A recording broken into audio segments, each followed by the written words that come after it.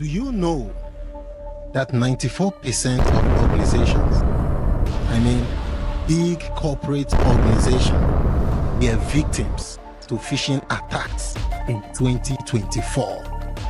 What are your top 3 cybersecurity tips to individuals and businesses in order for them to avoid falling victim to social engineering? What is social engineering and exploiting human psychology rather than hacking systems? Social engineering is basically like manipulating human psychology.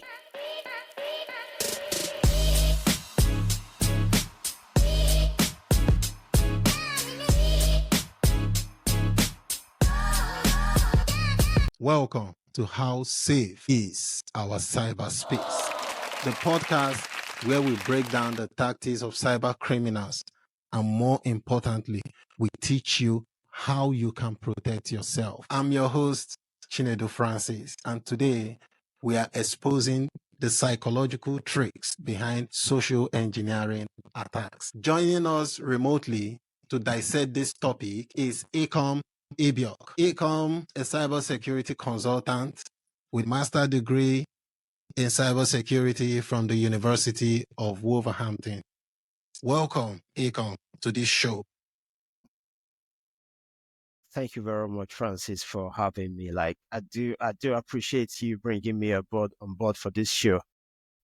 Hopefully, we're going to be able to share some interesting information with viewers out there and basically just make people aware about the situation of things when it comes to being safe, in this digital era. Thank you very much. I do appreciate. Yeah. Thank you, Ekom, for honoring our invite. So, in essence, what is social engineering and what is this about exploiting human psychology? Thank you very much for your question there. So, interestingly, like you've said it all, social engineering is basically manipulating human psychology. And the primary aim of social engineering is just the fact that the social engineers try to gain access to sensitive information or personal information, which can enable them achieve their final motive. And it's interesting because at the end of the day, it's more of exploiting the vulnerabilities within humans. And personally, like humans are prone to a lot of things, when you talk about things like fear, things like urgency. And I think it's one of the reasons why social engineering has become a big deal within the human domain, if that makes sense, So it's just a psychological experiment that takes advantage of things that we as human beings susceptible to, if that makes sense. Yes, yeah. I think that's pretty much the whole idea about social engineering. Well, that's a very good overview, but let's take a closer look at the most common form of social engineering, phishing. Why is phishing the most common and why are we humans so susceptible to this attack? Well, I'll say phishing is very interesting, especially in today's digital world. Yes, we make use of our mobile devices, we make use of our laptops. It's one of the things that we get glued onto. And the fact that it's something that we as human beings cannot do without, So phishing has become a very prevalent social engineering technique because it's more of like, with respect to the way attackers customize these phishing emails. They customize it with things that we make use of daily. For example, it could be our banking organizations, or sometimes they pretend to be friends or people that we know. And a lot of times this can be based on information gathered from places like social media, and it's basically our inability as humans to protect our data. And obviously, for example, if you get a message from your bank or maybe from a family friend, it's quite difficult for you to ignore, And these are some of the things that attackers use. And at the end of the day, like kind of make phishing attacks like at the high and also like really successful. Yeah. So I think that's pretty much it, to be fair. Well, I would say, phishing, just from your explanation, is very vast. And I think even the most sophisticated hackers still fall victim to this. Just recently, investigative journalist David Hundeyi said he was a victim to phishing attack, and he immediately messaged the Twitter security handle, tried to let people know that he has fallen victim to this. So the question still remains, if we understand that phishing attack is already in the domain, why do we still fall victim to this attack? That's very true. To be fair, with respect to phishing, I think it's one type of attack that you can never be fully protected against. Remember, at this point, we're talking about the human psychology. And then at the end of the day, if you look at the prevalence of AI now, like AI makes phishing attacks so easy. And AI also makes like the development of um believable phishing attacks.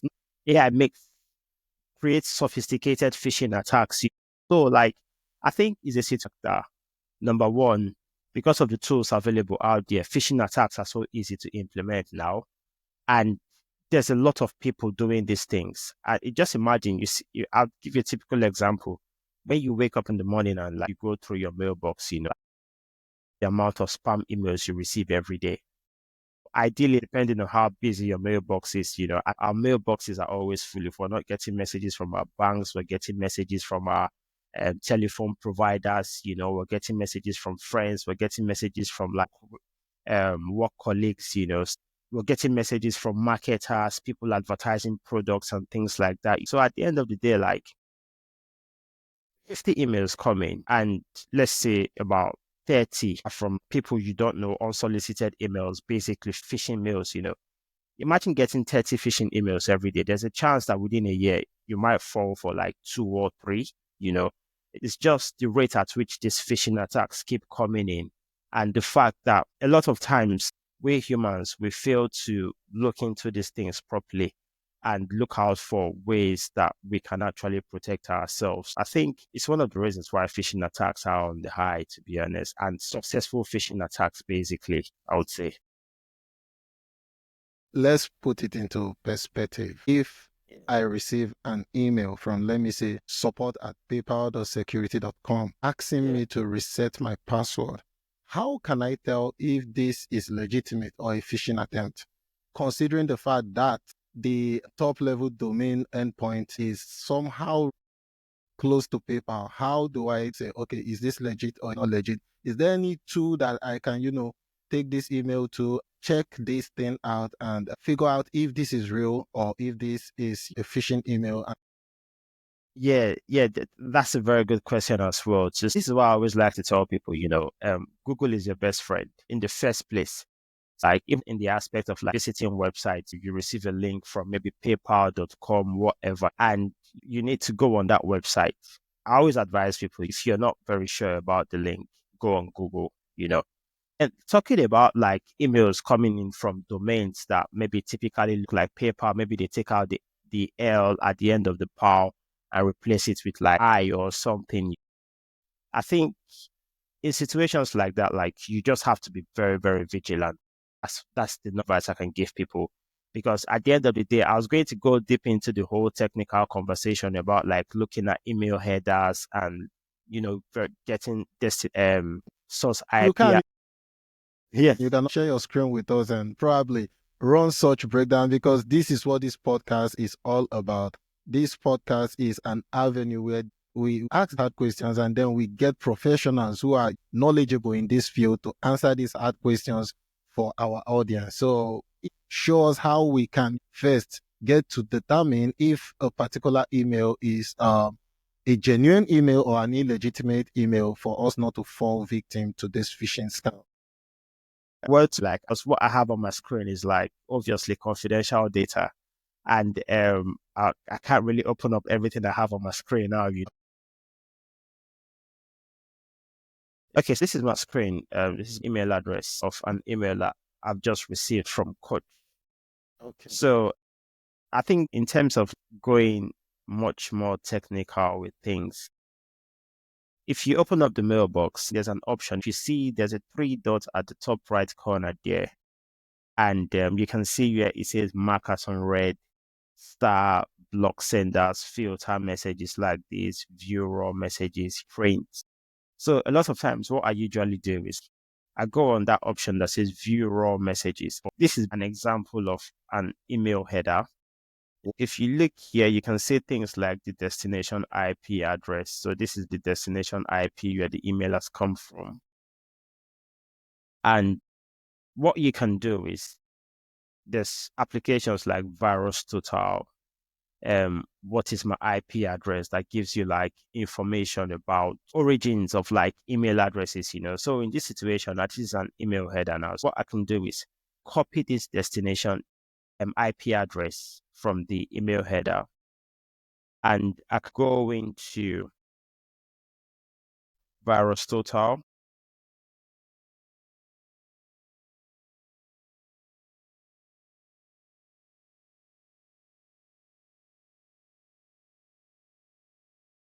And paste the IP address there. So when I go on details, and you can cut all this information here, and you see that all this IP address is associated with Salesforce, and you have the information that you need to like verify and be sure that you know what this email has come from an authentic source. So obviously we look at Salesforce, and what Salesforce is a legitimate website, legitimate organization. A lot of companies make use of Salesforce. Sorry to cut you short. For our viewers, you are yet, to understand what Virus Total does, because I think a lot of our viewers are new to this particular website. Do you mind explaining to us the importance of going on this website and what type of information we tend to, extract from this website? So Virus Total is a website that gives you like information, updates about malwares. It's used for malware analysis. It's number one cybersecurity tool. It's used by Microsoft as well too. So when we talk about things like endpoint protection systems, they integrate Virus Total into those applications. So what Virus Total does, it's a malware analysis platform, and apart from malware, it also analyzes things, fraud IP addresses, fraud websites, basically malicious infrastructures, to be honest. So as an example, let's say I get an email with a file attachment, and I'm not sure if that file attachment contains like malware. There's so many things I can do. I can come on Virus Total, and you see it's got an option to upload files, so that you can upload that file on Virus Total. And what Virus Total does is it investigates the file hashes on that particular file, and it checks it against the Virus Total database, because there's people like literally working every single day to gather information about different types of malwares and different types of viruses. So when they get those information, they put them in the Virus Total database, which enables us to compare information against what's present in that Virus Total database. So for instance, I received that file, and let's say it's a malware file, and the file hash of that particular file I received has been registered on the Virus Total database. So when I upload that file, it tells me that, you know what, that file is a malware file, and it gives you all the information that you need, and then you arrive at the conclusion that, you know what, the file is harmful and you really don't want to be playing with it. You can delete it off your system. So apart from files, it also checks IP addresses too. It checks domain. So if you get an email from a domain that you're not very sure about, you can type that domain into Virus Total, and it will tell you if the website is a legitimate website or it's a fraud website. So Virus Total gives you all that information that you need. And it's a very handy tool. Like, honestly, it's a tool that I recommend for people to make use of in your daily lives every day. And there's pretty much more, but primarily, like, I would say Virus Total is one that is a good tool to help you analyze a lot of phishing activities. Yeah. On to the next agenda, Ekom, you made a lot of statements while you were trying to analyze this particular email. You said something like the hash of a file. Do you mind explaining to our audience what hash of a file is and why is it important for them to look out for the hash of a file? Okay, so basically the hashes are just signatures, to be fair. What's the simplest term I can break it down now? Let me think about like the more human form explanation I can give. In cybersecurity, there's something called the CIA triad that talks about confidentiality. There you talk about things like making sure that people without proper authorization don't get access to data. And then you talk about integrity. Integrity basically checks to make sure that the content of our file is not changed at any point in time. That could be whether at rest or in transmission. The file hash is something that helps you to verify that a file has not been changed. So at the end of the day, in the CIA triad, file hash comes under integrity. Let's say I create a file on my laptop, and obviously every file you created automatically gets an hash assigned to it. And I send that file to you, Francis. Yeah. And you open up the hash of that file. As long as you haven't changed anything on that file, the hash I have would be the same hash that you have. But if anything has been changed on that file at your end, then when you open up your hash, we get different hash responses. So, and hash is just something that identifies a particular file and also maintains the content of that particular file. So in the case of cybersecurity now, we know that most of the malware files are codes that are written in those files. It could be PHP codes, it could be Python codes, whatever it is. And in a case like VirusTotal, what VirusTotal would do is it looks at that code developed in that particular file, and then there's an automatic hash assigned to it. So it takes that hash and then stores it in the VirusTotal database. So if any other file gets uploaded that's got that same particular code, obviously then it's a match. Then we know that hash ties to a malicious file. It's come up here. And so definitely we know that there's something fishy going on here. So a hash is just a signature used to identify a file. I'm happy that you're actually breaking down this hard concept for our viewers out there. Before we move away from this entire phishing email, there is this dangerous form of phishing, which is called spear phishing. How does this spear phishing differ from the generic phishing that you've explained? And why is it more dangerous in the modern attack surface? Yeah, so spear phishing, I think then it's very dangerous.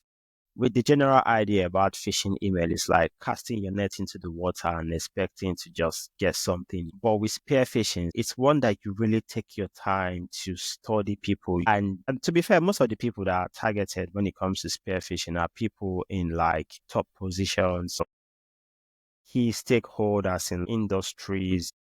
And a lot of times, spear phishing, I think that's where you now talk about things like open source intelligence as well too. So you take your time to study about people, like you go on their social media, you go on their LinkedIn profiles, you basically try to identify the things that these people like. And based on the information that they put out there, you can know the kind of platforms and services that these people subscribe to. And then gathering all this information together, you're able to craft something that specifically fits the description of what they like and what they do.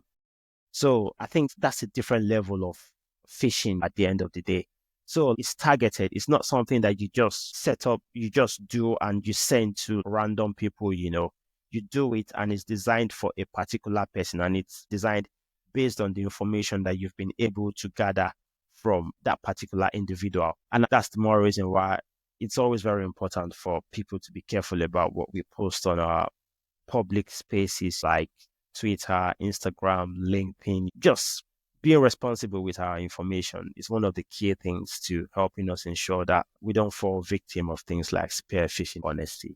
The level of wisdom you're actually giving us is something that a lot of us actually paid to get this information, but I'm happy that you're dishing out this information to our viewers and we appreciate you. So, Ekom, let's move beyond emails, phishing relies so much on deceptive messages. What you've said so far all happen within the email domain. But now, what about the attacks that happen over the phone? Like when someone receives a call, being manipulated over the phone. Like I do receive calls every day, and some people tell me that they are from a specific network provider, and I found out that they are just a bunch of scammers that you try to manipulate me into doing things. Can you explain to our audience this pre-testing and how cyber criminals use it to manipulate us, the victims, knowingly? Yes, I think it's one that is rampant these days, to be fair, and I do get that a lot as well too. So pretesting is also kind of manipulative as well too, to be honest. It's a situation where it's more of lying with confidence, if that makes sense. And a lot of times it's people that are very, very creative in the act of social engineering, like the aspect of physical social engineering. So it's basically like you manipulate people into revealing confidential information. And it happens a lot of times over the phone. And I think it still comes down to the human nature as well, too, because a lot of times as humans, we could be moved by greed, we could be moved by fear, we could be moved by urgency as well too. So it's one of the things that they take advantage of. And it's quite unfortunate. It's a different scenario entirely, because in this situation, you're not having to sit down on your digital device and read. It's more of you having a conversation with somebody trying to convince you into providing confidential data that can be used for an ulterior motive at the end of the day. So I would say with pretexting, it still boils down to vigilance, to be honest. And we all have different temperaments. We all have different characteristics. We all have different characters and traits. But some people could be very confident. Some people are not very confident. Some people could be very smart. Some people are not very smart. But what I always say to people is go with your instincts. Like, if you don't feel very comfortable about something, don't rush. It's three things I always advise people to look out for. Get a call or a text message that doesn't really leave you an option. It says you have to do this. If you don't do this, then this happens. Then question it. And also, if it's expecting you to respond immediately, to take an action immediately, then just hold back. And I think it's one of the things that happens a lot in life. Like if you think about yourself as a human, most of the decisions that you've made or the things that you did in a rush without taking proper time to sit down and analyze the situation, they always come out like negative. Not every time, but most of the time. So I think these are some of the things that we can do to help ourselves when it comes to pretexting. Being a cyber security consultant, with the situations you've handled in your real world activities, have there been any notable real world example of pre-testing or your client falling victim to a successful pre-testing attack and you coming in and rescuing the situation? How did you go about it? Yes. So I think with respect to situations of people that have fallen victim, I think some I can't provide much details for confidential reasons. But when it comes to situations of people that are fallen victim of pretexting, whatever form of social engineering, one of the first things that we always advise people is to be very honest. So give detailed information about what has happened. A lot of times you find some people, because of fear of the fact that they feel they could get into trouble or something, so they try to withhold information and try not to say as much of what they did. So the first thing that we always encourage people to do is to be very honest, be open about the whole situation and what happened. And then after that, in some situations, like there's really nothing more you can do. It's done, like it's just a matter of taking precautionary steps to make sure that like it doesn't really repeat itself again. But then at the end of the day, like there's situations where like we've had to trace you to find out like the source of such attacks. And in some situations, some people have been caught. In some situations, some people have not been caught. And at the end of the day, like other things that we do too is when you give us this information, we try to look into logs, to see what could have happened. Could there be further attacks that might have been carried out as a result of the user falling victim. So a lot of times, like we look at traffic logs, we try to analyze like the content of the phishing email as well too. Is it a situation whereby maybe the phishing file has left a backdoor within the user's device to get access to more information? Or could it be like they've created a tunnel whereby the device now keeps communicating with the attack server? So a lot of times, like we get the proper information and then we just go through the logs. Primarily in situations like that, it's just trying to make sure that further attack has not been carried out. And then moving forward, try to protect people, put the necessary security implementations in place to make sure that people are protected and further attacks don't happen again in the future. Trying to extend further with what you just said, do you think the sole purpose or the goal of a phishing attack is to create a backdoor, towards the victim's machine? Yeah, it could be sometimes because it depends on the motive of the attacker, to be honest. In some cases, it could be a situation of just wanting to capture usernames and passwords, maybe to access other platforms which the attacker might feel the user could be logged into. In some situations, it could be the attacker wants to see everything happening on the computer system. And some attacks are like that, especially when you talk about like nation states attacks as well, to attacks between nations. Most times, like the purpose of such attacks are really to sit in the system and see what's going on. So I would say, like, at the end of the day, like, it just depends on the purpose and what the attacker is trying to achieve. In some cases, some phishing attacks might lead to backdoor. In some cases, it's just a situation of the user does what the attacker expects or wants them to do and then gets all the information that they need there and there. But yeah, it just depends on the purpose of the attacker, to be fair. Going further, because I really want to extract all the necessary information from you on this topic. So another major social engineering attack, which is called baiting. From the definition online, baiting specializes in tricking someone into compromising their security by offering something enticing. The classical example is a USB drive. I've seen a movie where a prison guard picked up a USB which was labeled confidential and then goes into his office to plug in and his system went blank. The blue screen of death appears, but it happens to be that the prison server has already been compromised by the attacker. So do you mind explaining more on how attackers successfully craft that baiting USB device and how do they even know that someone will be able to pick it? So when it comes to baiting, I think it's one of the things I said previously. Baiting is something that works. It works on human greed as well. It works on human adrenaline, that rush that comes out from we humans.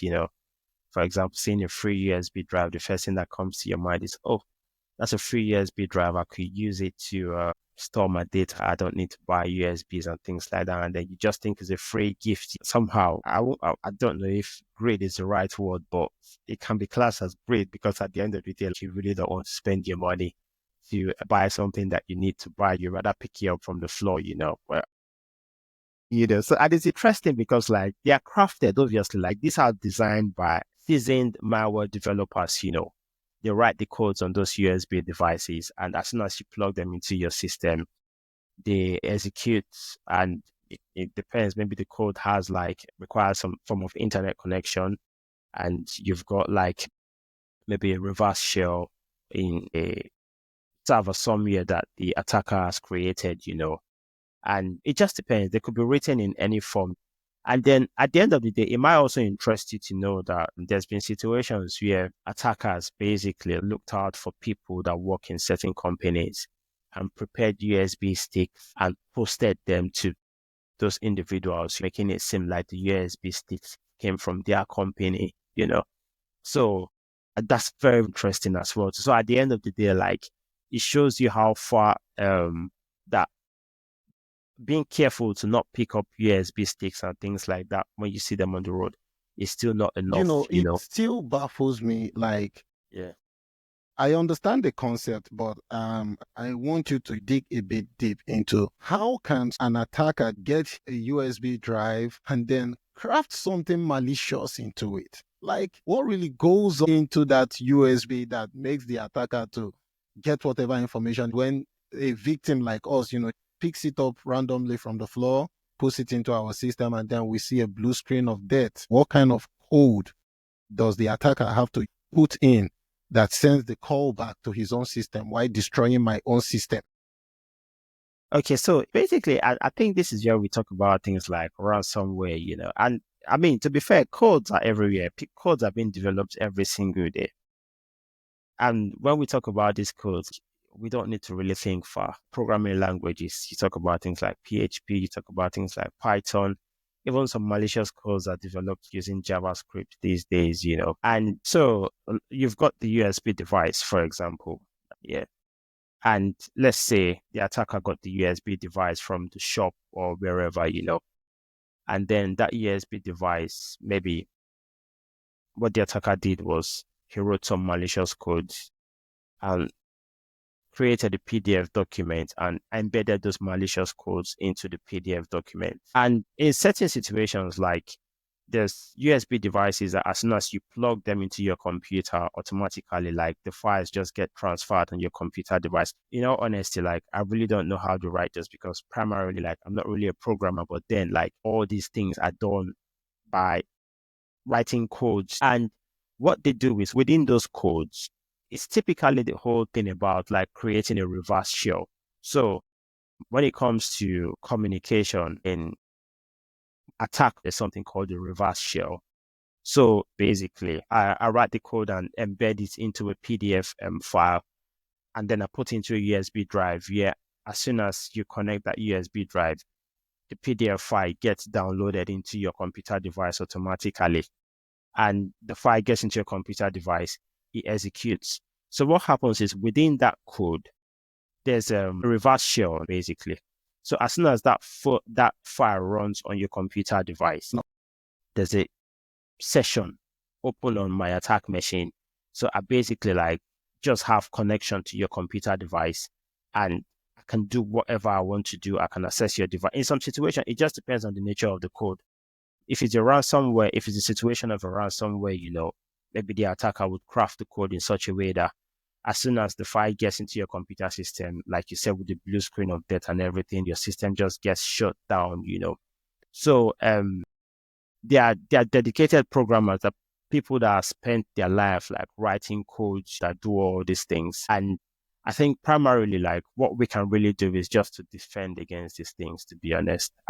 Even with artificial intelligence, Copilot, ChatGPT, I know they try to control these things to a large extent, but I feel like there's AI tools that can write this kind of codes for you. And it's not as complicated as people make it seem. It's quite easy to do. And that's the more reason why we need to be very, very careful about how we go about our security when it comes to the digital space. Well, you've given me a different layer of understanding in terms of transferring this code to the victim. Now, I tell you, it's very interesting, and I think even when you talk about phishing attacks these days, one of the most the phishing attacks that really gets me, I find very interesting, it's the use of QR codes these days. So obviously, like within organizations, we have like endpoint protection systems or email filtering systems rather that analyze like URLs and can flag the malicious URLs. But now think about a situation where that URL has been embedded in a barcode. So how do the email filtering systems really pick up URLs embedded in barcode? And it's worse now because at the end of the day, like not all companies provide mobile devices to staffs. So when those phishing emails embedded in URL codes come into staff emails, there's a chance that they would be accessing those URLs from their personal mobile devices. And to be honest, like how many of us really take our time to buy endpoint protection systems or licenses from Microsoft or CrowdStrike, whatever it is? How many of us really like take our time to buy those endpoint protection softwares for our mobile devices, and then at the end of the day, you find out that that mobile device is not within the domain of the company. So there's really like little or no protection on that mobile device. So it's very interesting. Like, the whole attack world today is mind blowing. Like when I see some of these things, and also with the prevalence of AI, it's only going to get worse. I'm not saying AI is bad because AI has really helped a lot in technology. This has been an incredible, insightful discussion. To wrap it up, I would like to ask you, what are your top 3 cybersecurity tips to individuals and businesses in order for them to avoid falling victim to social engineering attacks? I'll tell you what it is. It's not difficult. The first thing I always advise people is configure multi-factor authentication on all your emails, your whatever cloud services that you make use of, your social media. And I think virtually every service now provides multi-factor authentication. That's the thing I can always advise people, make use of multi-factor authentication. Because at the end of the day, it's a situation of even if an attacker is able to get your passwords through phishing emails, there's a second layer of security. And when it comes to companies, like some companies don't like to do things the proper way, but there should be a gateway that checks for every email coming into your company. Invest in email filtering systems. Email filtering systems are very, very important because at the end of the day, like within organizations, social engineering attacks come more through phishing emails. And also, I think training as well to user awareness, like train people because at the end of the day, like if you have all these solutions in place, and people are not very much aware about what they need to do, then at the end of the day, it can kind of make your security investment a waste. So I would say train staffs within organizations, like once in a while, organize phishing campaigns, phishing tests, and the purpose of that phishing test shouldn't be for you to punish staffs, like, because I know I've heard of situations where some staffs within organizations failed the phishing test and then they got maybe suspended or they got sacked and things like that. That shouldn't really be the purpose of phishing campaigns. I feel like phishing campaigns should be a form of education. When staffs fail phishing tests, you call them, set up a proper training for them.